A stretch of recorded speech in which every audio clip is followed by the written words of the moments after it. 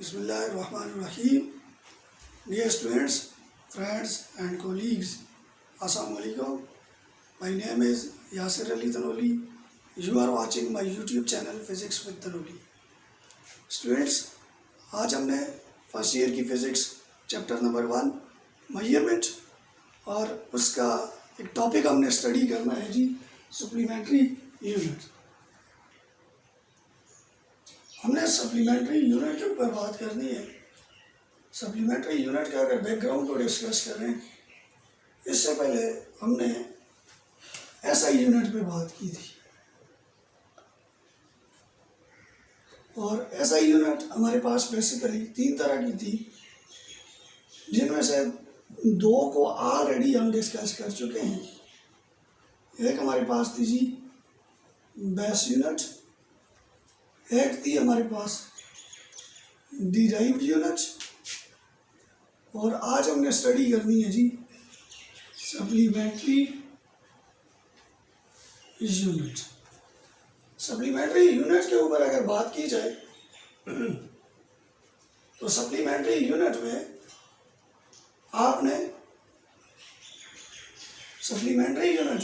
आपके पास 2 तरह की सप्लीमेंट्री यूनिट है। सप्लीमेंट्री यूनिट पे अगर बात की जाए तो सप्लीमेंट्री यूनिट जो है वो 2 तरह की सप्लीमेंट्री यूनिट के ऊपर हम यहाँ पे बात करेंगे।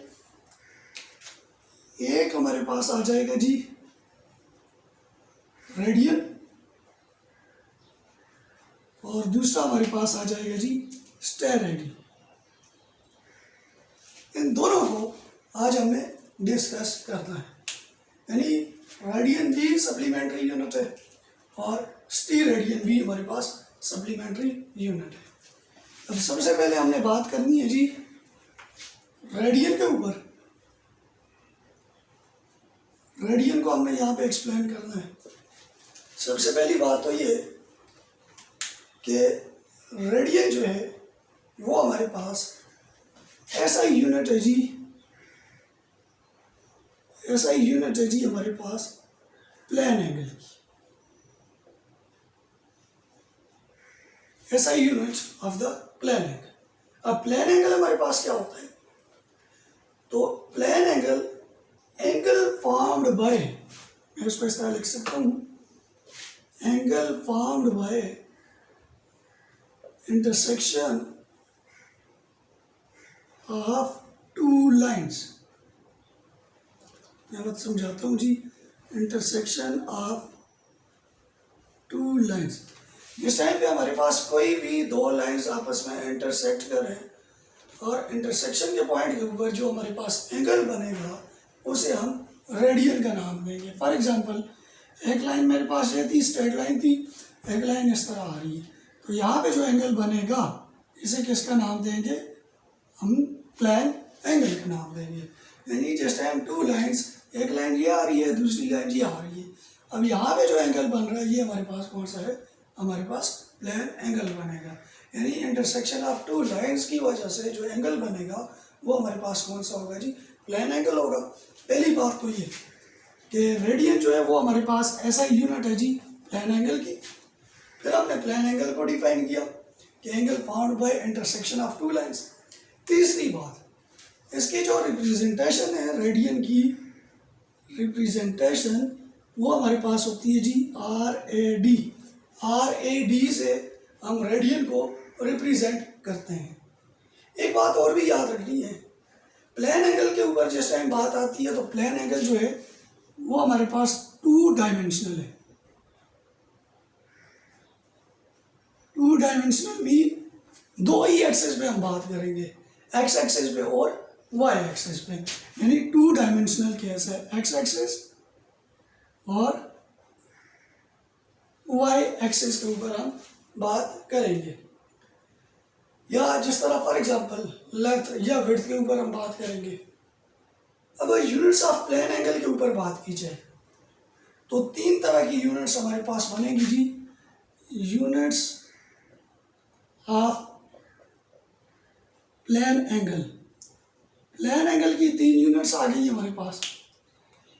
एक हमारे पास आ गई जी रेडियन, दूसरी हमारे पास आ गई जी डिग्री, और तीसरी हमारे पास आ गई जी रेवोल्यूशन। ये प्लेन एंगल की 3 यूनिट्स हैं, जबकि जो एसआई यूनिट है प्लेन एंगल की वो हमारे पास रेडियन है।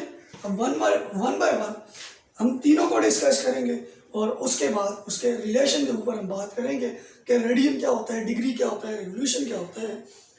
तो सबसे पहले हम क्या करेंगे जी, रेडियन को डिफाइन करेंगे। अब रेडियन को किस तरह डिफाइन करेंगे जी, plane angle subtended at the, मैं पहले डिफिनीशन लिखता हूँ उसके बाद एक्सप्लेन करूंगा। Plane angle subtended at the center of circle by an arc of length, at the center of circle by an arc of length equal to radius of the circle।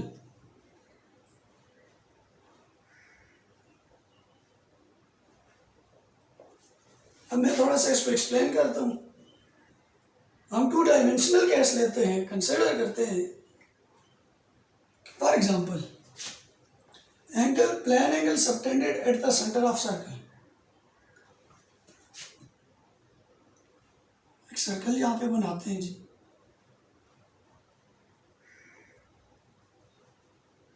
ये मेरे पास एक circle बन गया, उसके centre के ऊपर ये central point वो आ गया, O2 A आ गया हमारे पास, ये उसका क्या आ गया जी, रेडियस आ गया। अब ये जो A हमने यहाँ पे लिया है, ऑब्जेक्ट लिया है, ये हमारे पास मूव करके यहाँ पे एक और पॉइंट B के ऊपर आ जाता है। O और B को आपस में मिलाते हैं तो यहाँ पे जो एंगल बनेगा हम इसको किसका नाम देंगे, प्लेन एंगल का नाम देंगे। जिस टाइम ऑब्जेक्ट आपके पास इसी सर्कुलर पाथ में मूव करेगा A to B, तो distance between O to I जो है, या O to B अगर मैं बात करूं, O to B भी अगर बात करूं, तो ये मेरे पास किसको रिप्रेजेंट करेगा, उसके रेडियस को, R को रिप्रेजेंट करेगा। और A to B, अब 1 radian is defined as, 1 radian को किस तरह हम डिफाइन करते हैं जी, आर्क ऑफ लेंथ, रेडियन को इस तरह डिफाइन करेंगे, arc length is equal to radius of circle. अब रेडियस ऑफ सर्कल तो हमारे पास गिवन है जी, वो कितना है जी, R है। अब आर्क लेंथ के ऊपर बात की जाए तो आर्क लेंथ जिस टाइम ऑब्जेक्ट ए से बी तक मूव करेगा, तो आप ये देखें यहाँ से लेके यहाँ तक का जो डिस्टेंस है, यहाँ से लेके यहाँ तक का जो डिस्टेंस है, इस डिस्टेंस के ये आपके पास हाफ पॉइंट है। इसको आर्क लेंथ को कंप्लीट करने के लिए, यानी O to A का जो डिस्टेंस है वो ग्रेटर है A to B के डिस्टेंस से। दूसरी वर्डिंग में बात करूं, O to A का जो डिस्टेंस है उसके मुकाबले में A to B का डिस्टेंस जो है वो आपके पास क्या है जी, हाफ है। रेडियस तो गिवन है, is equal to arc length तो नहीं होगा, half of the arc length हम इसे बोल सकते हैं। मैं क्या करता हूँ जी, ऑब्जेक्ट को मूव करवाता हूँ from B to another point, B to another point, मैं यहाँ पे लेके आ जाता हूँ जी, C के ऊपर लेके आ जाता हूँ। अब जिस टाइम ऑब्जेक्ट को B से C के ऊपर लेके आते हैं, ऑब्जेक्ट मूव करेगा B के ऊपर, तो एंगल जो होगा वो तो आपके पास प्लेन होगा, लेकिन B to C के ऊपर मूव करते हुए ये आपके पास आर्क लेंथ नहीं बनेगी, not equal to arc length. Arc length के लिए आर्क लेंथ रिप्रेजेंट करेगी A to C, और A to C को मैं रिप्रेजेंट कर लेता हूँ R से, और A to B जो है उसको मैं रिप्रेजेंट करता हूँ जी S से, सर्कमफेरेंस से रिप्रेजेंट करता हूँ। तो ये मैंने जो लिया हुआ है, arc length is equal to radius of circle. अब ये हमारे पास क्या हो जाएगा, फ्रॉम ए टू सी हो जाएगा। यहाँ पे मैं मेंशन कर देता हूँ, आर्क लेंथ कहाँ से होगी जी, फ्रॉम ए टू सी होगी। अब एंगल जो बन रहा है मैथमेटिकली, अगर प्लेन एंगल को डिफाइन करूँ, एंगल जो बन रहा है theta in radian is measured by, हम क्या करेंगे, theta is equal to arc length from A to B divided by radius. ये मेरे पास आ गया। अब इसको मैं थोड़ा सा यहाँ पे मेंशन करता हूँ जी, theta is equal to arc length from A to B, किससे रिप्रेजेंट किया, एस से, डिवाइडेड बाय रेडियस। आपके पास क्या आ जाएगा, आर आ जाएगा। और जिस टाइप पे ऑब्जेक्ट आपके पास मूव करेगा from A to C, object move करेगा A to C, then S is equal to किसके इक्वल होगा, आर के इक्वल होगा। Then equation number one becomes theta is equal to, S की जगह क्या आ जाएगा, आर डिवाइडेड बाय आर। तो ये बनेगा theta is equal to 1 radian, यानी यहां से हमारे पास कैंसिल हो गया। तो इट मीन यहां से हम ये कह सकते हैं, ये कौन सी क्वांटिटी है हमारे पास, डायमेंशन लेस क्वांटिटी है ये हमारे पास, डायमेंशन लेस क्वांटिटी है। लेकिन हमने यहाँ पे क्या मेजर करना है जी, थीटा मेजर करना है। और मेजरिंग थीटा हम जो यूनिट लेंगे वो रेडियन में लेंगे, क्योंकि हमें पता है रेडियन के लिए हम क्या करते हैं जी, arc length is equal to radius of the circle. ये हमने बाय कंडीशन पहले ही ली थी। ये arc length is equal to radius of circle. हम तो थीटा के ऊपर बात कर रहे हैं और थीटा को मेजर कर रहे हैं उसमें रेडियन में। तो थीटा जो होगा वो ratio between circumference and radius, theta जो है मैं यहाँ पे मेंशन कर देता हूँ, रेशो बिटवीन सर्कमफेरेंस जो हमने लिए हुए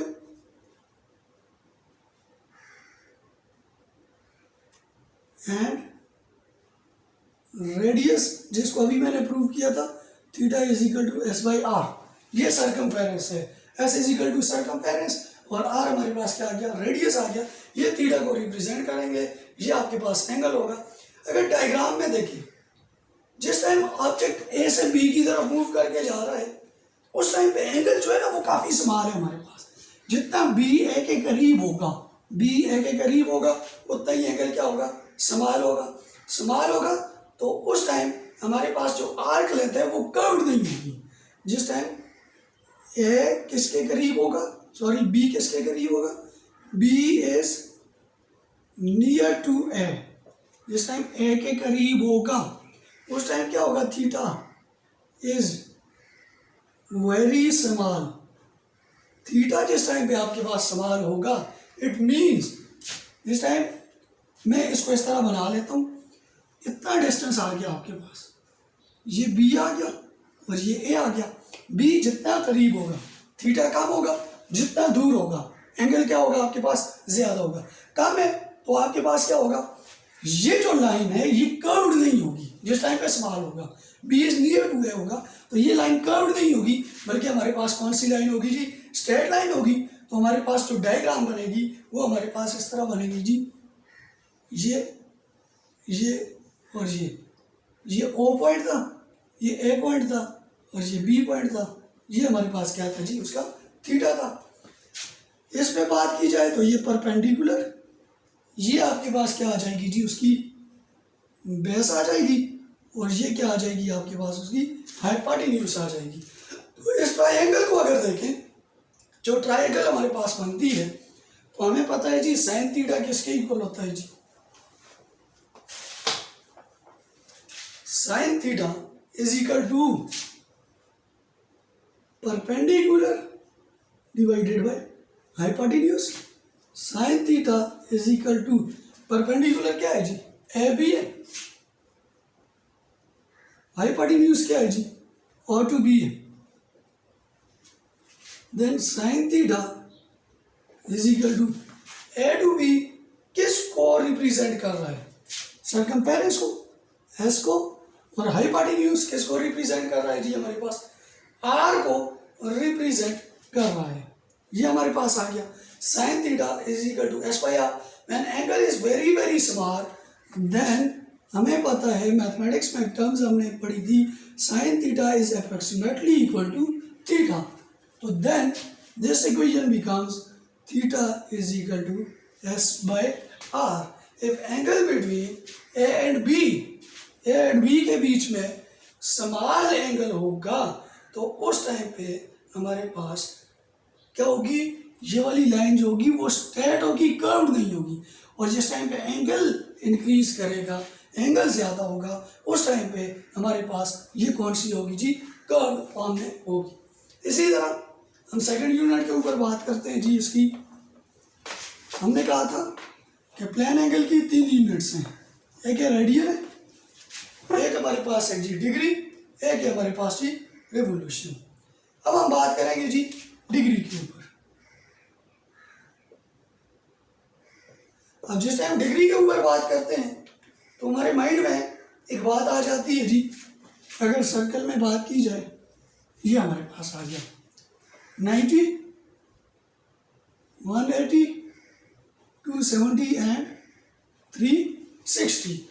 तो डिग्री के ऊपर second unit of plane angle जो है वो डिग्री है। डिग्री को हम लिख सकते हैं 1/360 पार्ट ऑफ सर्कमफेरेंस, ये हम लिख सकते हैं। यानी इसी तरह हम इसको कह सकते हैं circumference of circle, then one part is called circumference of circle. Circumference define कर रहा हूं, circumference of circle, one part is called one part। अब यहाँ पे देखिए 90, 180, 270, 360, 1 degree, 2 degree up to 90 degree तक यहाँ पे बन रहा है। सेकेंड क्वाड्रेंट में चेक करें तो आपके पास 180 डिग्री तक बन रहा है। तो डिग्री क्या होगा? 1/360th part of the circumference of the circle. ये हमारे पास उसकी 1 डिग्री होगी। यहाँ पे 0, आगे 1 degree, 2 degree, 3 degree, up to 90 degree, up to 180 degree, up to 270 degree, up to 360। Total 360 है, उसको डिवाइड करें 1 के ऊपर तो जो रिजल्ट आएगा वो किसके इक्वल होगा? 1 डिग्री के इक्वल आएगा।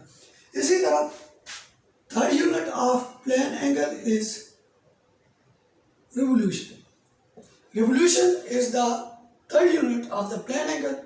रेवोल्यूशन को हम कहते हैं 1 complete round trip of moving body along circular path.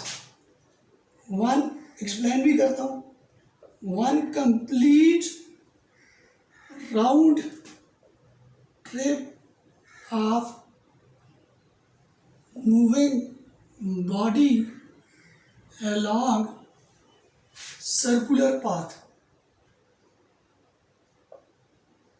ये किस तरह होगा जी?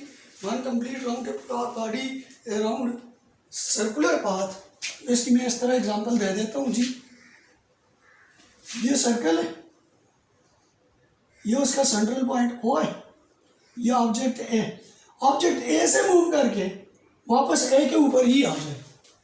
ए से मूव कर रहा है, ये मूव करते हुए वापस ए के ऊपर आ जाए, इसे हम बोलते हैं जी 1 complete round trip of body moving along the circular path. Object जो है वो ए से मूव करता था और वापस ए के ऊपर आया। तो एंगल इन रिवोल्यूशन अगर मैं बात करूं, angle in revolution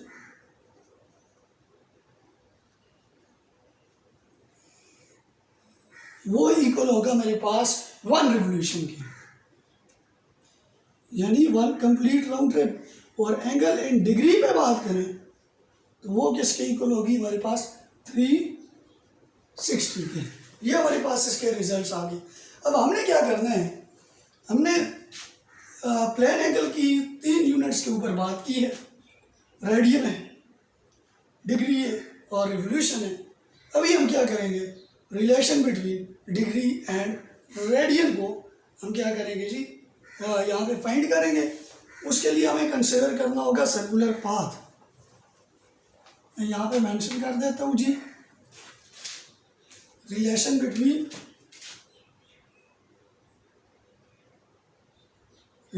between degree and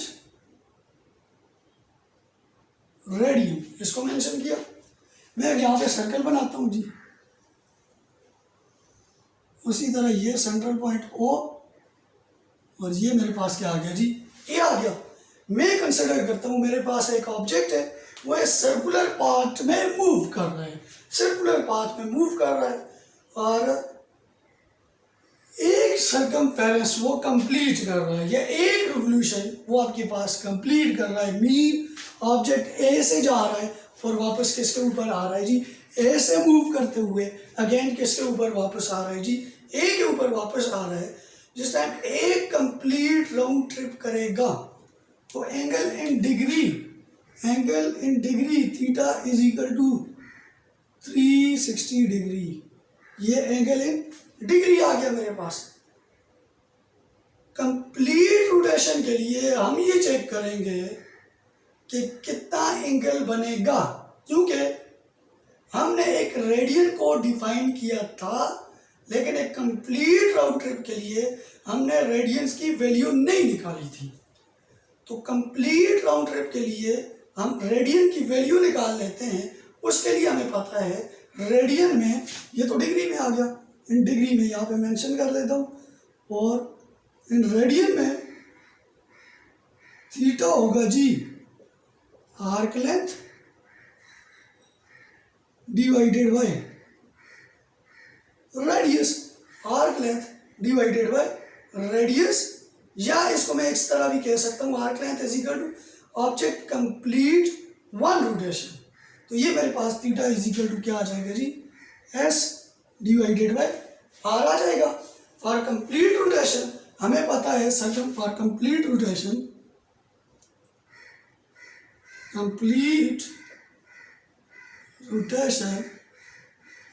circumference s is equal to 2 by r हो जाएगा। then theta is equal to, then equation number 2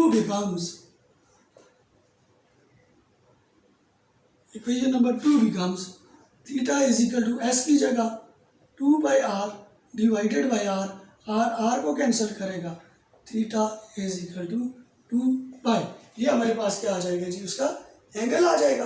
theta is equal 2 bye, और किस में मेजर कर रहे हैं, हमने यहाँ पे मेंशन किया था radian, theta is equal to 2 by radian आ जाएगा अकॉर्डिंग टू डेफिनेशन। इसको मैं थर्ड का नाम दे देता हूँ जी, comparing equation number 1 and equation number 3। तो दोनों थीटा के इक्वल है। यहाँ पे हम लेते हैं जी इक्वेशन नंबर 1 थी जी, theta is equal to 360 degree, इसको 1 का नाम दिया था। और इक्वेशन नंबर 3 थी theta is equal to 2 by radian, इसको 3 का नाम दिया था। Comparing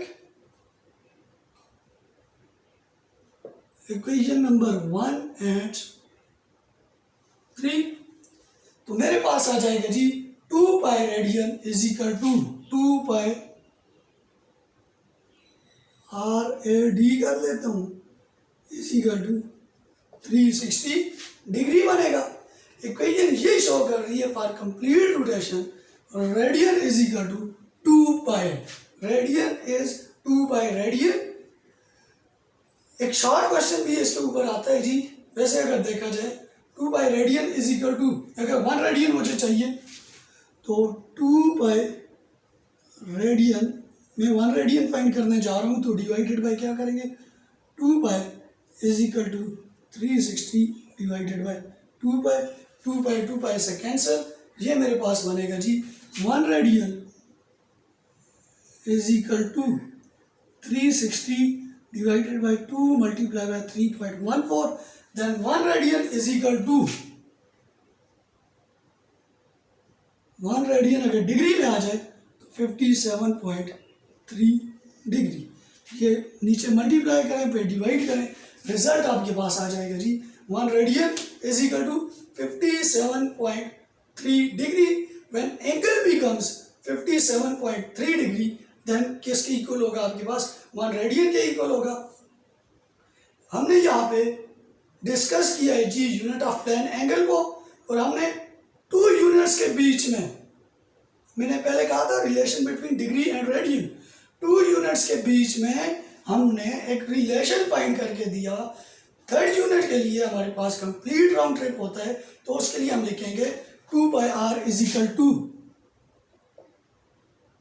360 degree. ये ऑलरेडी हमने प्रूव किया, और 360 किसके इक्वल होगा, 1 रेवोल्यूशन के इक्वल होगा। ये तीनों का प्लेन एंगल की तीनों यूनिट्स का हमारे पास क्या आ जाएगा, इसका रिलेशन आ जाएगा। हमने सेकेंडली बात की थी कि सप्लीमेंट्री यूनिट्स में 2 यूनिट्स आती हैं। एक हमारे पास रेडियन होती है, रेडियन प्लेन एंगल की यूनिट होती है, और दूसरी हमारे पास होती है जी स्टीरेडियन। तो स्टीरेडियन is the unit of SI unit of solid angle. Radian is the unit of plane angle and steradian is the unit of solid angle, और इसको रिप्रेजेंट किया जाएगा SR से। Angle formed by a surface and the center of the sphere define करेंगे। Angle formed by a surface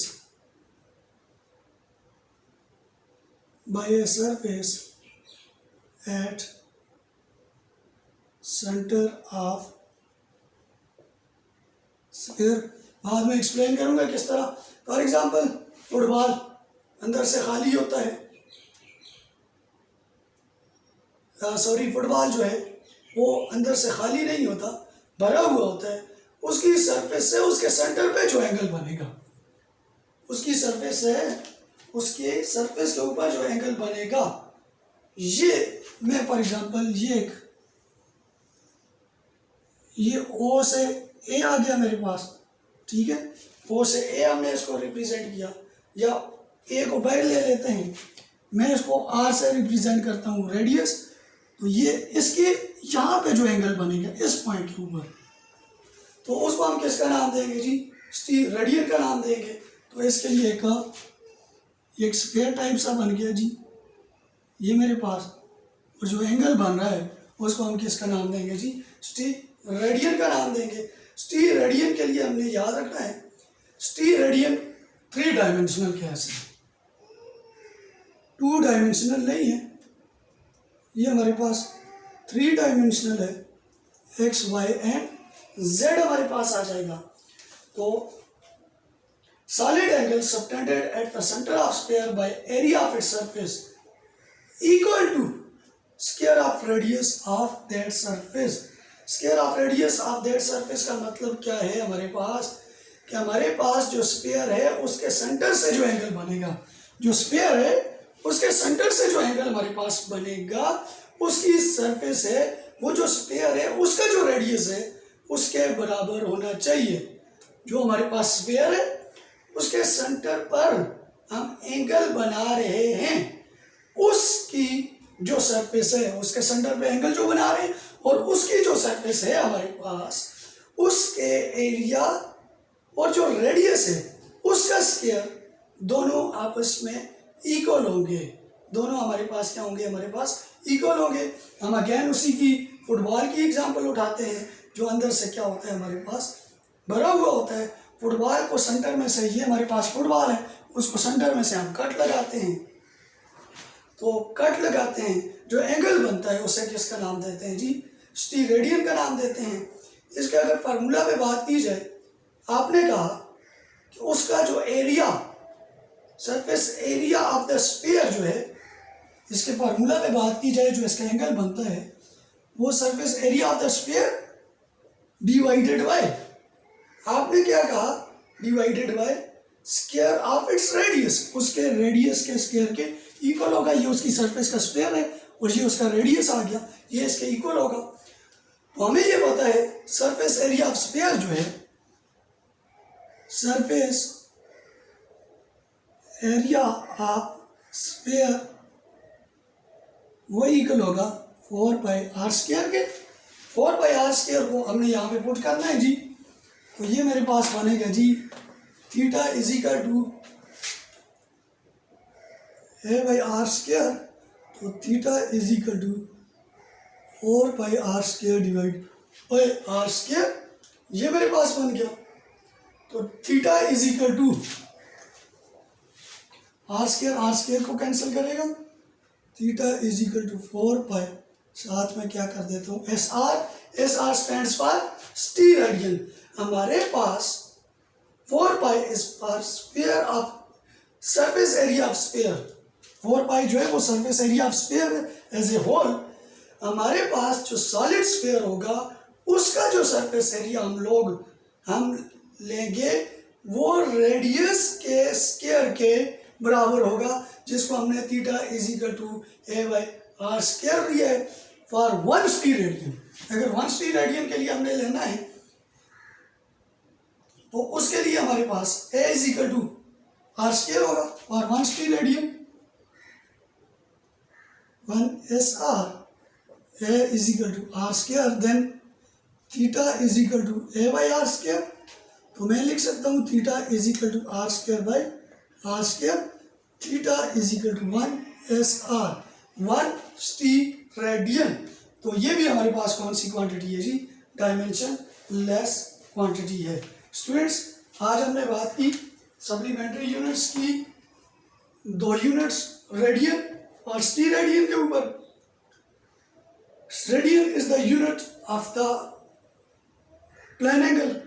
plane angle की 3 units, हमने radian पे बात की, डिग्री पे बात की, रेवोल्यूशन पे बात की, फिर उन तीनों के रिलेशन को हमने यहाँ पे बना के दिया।